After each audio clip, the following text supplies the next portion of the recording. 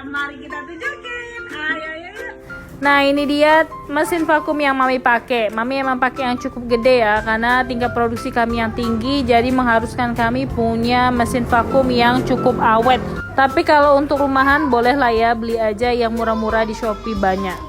Nah, ini untuk spesifikasinya ya, boleh dilihat dan dibaca sendiri ya.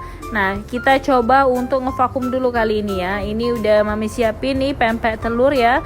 Pempeknya harus disusun dulu ya Bunda ya, supaya nanti perekatannya sempurna. Dan saat melepasnya lebih mudah ya diolah pempeknya nanti. Nah, mesin vakum ini juga dia punya timer tersendiri. Nanti ada timer untuk ngevakum, juga untuk ngesealer ya. Nah, tekanannya sangat besar sehingga dia sangat kuat vakumannya, dan dia juga punya sealer yang besar ya. Jadi sangat minim sekali kalau ada kebocoran. Kalau mau tahu detailnya bisa aja lihat di marketplace banyak ya Bunda ya. Gimana nih Bunda? Udah lihat kan mesin vakumnya Mami? Yang mau juga tips dan info seputaran pempek boleh komen di bawah. Jangan lupa like, share, save video Mami. Terima kasih.